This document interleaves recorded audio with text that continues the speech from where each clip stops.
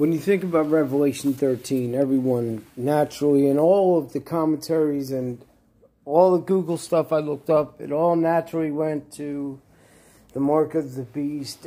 But, you know, we're missing the most important scripture. Oh, we're missing the most important scripture there. And it comes from Daniel 11, 32 through 36. I believe about, I'm going to just put it this way. The scripture says in Revelation 13, 5 through 8, we're going to paraphrase. It says, the enemy will wage war against the saints and will prevail against them. That he's going to speak great blasphemies against God and against everything in the covenant and etc. Now, here's what I want to get at.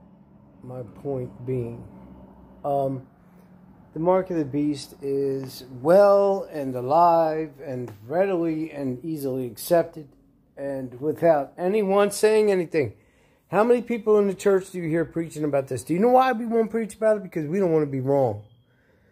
Because you don't want to say something that is controversial and someone might dig up and, well, guess what?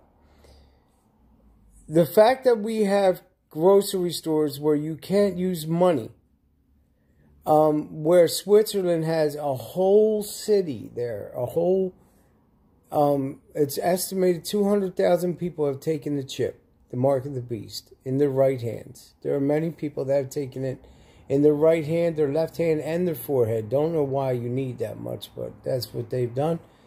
Let me explain to you the subtlety with which we are faced right now. You are sitting at home watching me on YouTube explain to you that the enemy has, without one drop of blood, without one bullet fired, separated the church. He divided the authority that we have without any problem whatsoever. The flu. Okay, if you don't stay home, you're going to get the flu. So, please explain to me. We're cowards. Okay, we are sheep. We are ready to be rounded up, put into camps, and exterminated at the enemy's leisure. So, ladies and gentlemen, welcome to the tribulation of the scriptures in Matthew 24, Luke 21, and Mark 13. But you read to the end there, 24:31 says that the generation that sees these things happen will not pass away until all the things written in this book have been fulfilled.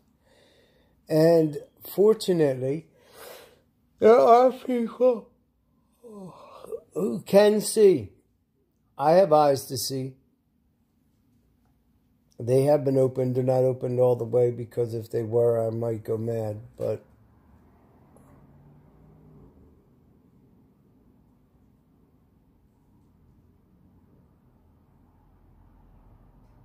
you know, my ceiling is falling in.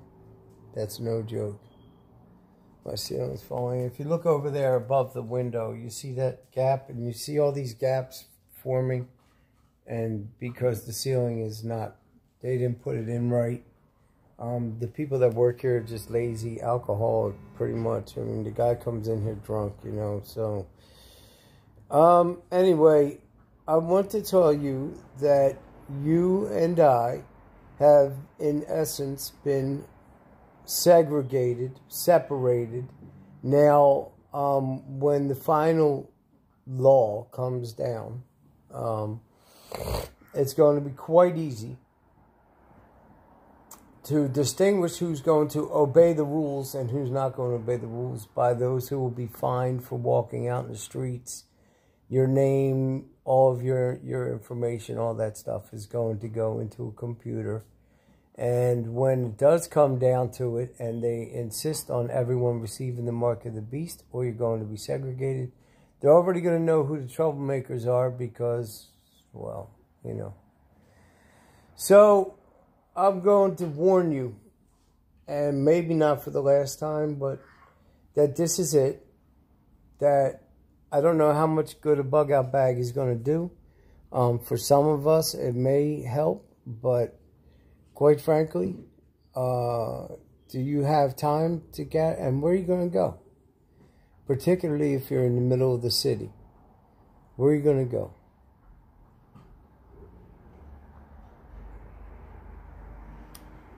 You know, I'm a little concerned. I'm a little worried about it, but I'm more excited, I guess. I don't want to leave my children behind. I don't want to see my nieces and nephews not enter into the kingdom of heaven. I don't want to see my worst enemy, Ricardo. You're not my worst enemy, but I don't want to see you go to hell. You know, it's kind of strange, but in prison since March 11th, and well, quarantine be damned. He's still there. Oh man. That's his balloon over there, somewhere floating around. I still got it. I'm praying for him. I don't want to see anyone go to the fires because it sucks. Trust me, you ain't getting out, man, forever. I can't even imagine that. I can't even imagine. I hate living now. And I've only been on this planet for 27 years, you know, so I hate being here for that long. Can you imagine eternity in the flames? Can you imagine not being able to go to God's presence to ask Him for guidance and mercy, for His kindness? No, I can't either.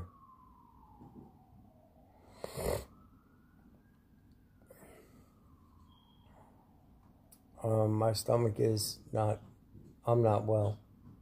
I am concerned because so many things can go wrong.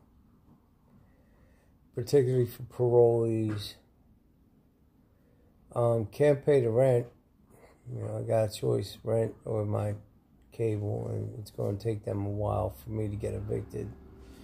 So apparently Donald Trump suspended all evictions, and well, we'll see what happens with that, because quite frankly, you know, so anyway,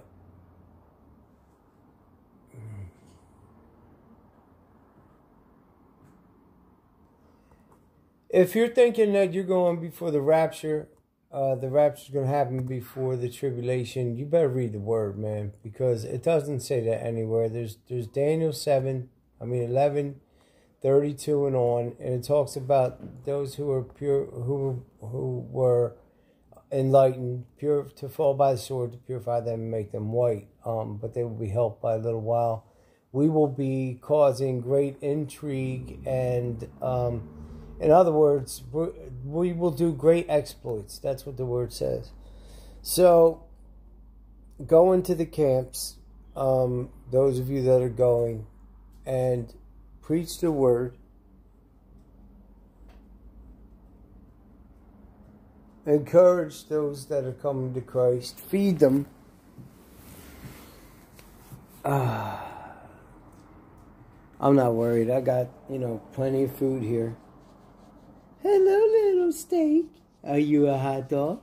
Are you a hot dog? Yes, she is. She's a hot dog. Yes, she is. Look, you gotta do what you gotta do, right? You don't know it yet, but your dinner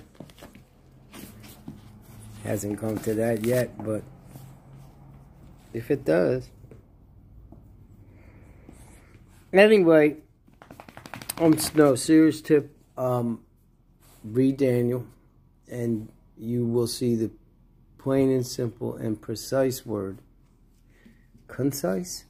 Precise. Concise?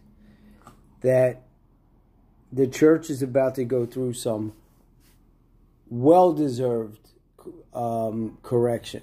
because you look around you. Do you see any visitors? I'll show you my call log and we'll see how many people have called me. Over the years, I don't know how many people have told me, Paul, we love you and this and that. And look, that was a whole bunch of bull crap. Alright, there's only one that loves you, and that's Christ. People are just selfish and greedy, and they have other things to do that are more important than, I might not look it, but I need help. We all need help. We're all in the same boat. But you need to read Revelation 13, 5 through 8, I believe, and see for yourself that the enemy will wage war against the saints and will prevail against them. We can't win. All right, now I'm going to get up and clean. I might have my visitors, but bye.